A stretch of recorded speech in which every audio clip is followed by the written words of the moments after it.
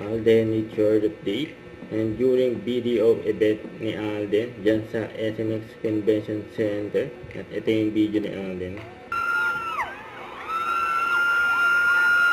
Iyawan ko ng mga tao dyan. Nakita si Alden. Surprise pa nga yung mga tao dyan. Alden.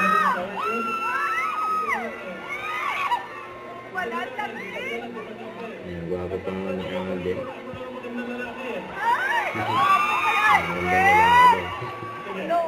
Sabi ng host. Mabuti na dito si Alden. Alam ko ito na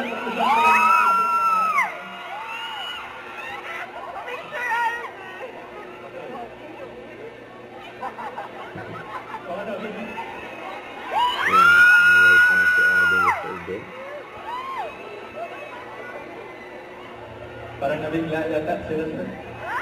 Nabigla daw. Push me to like get a plan B for me is of course for a safety net for the future. Siyempre, we're living in uncertain times right now. Hindi na natin alam yung situation na pwedeng mag-cause na for my family is because I want to keep them safe, to secure their future, and at the same time, give them comfort and convenience eventually kapag kailangan na nating to reap the benefits of our investment and our plan B that has been done. Okay, so you heard him?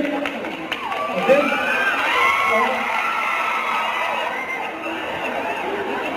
Paliwanag nila.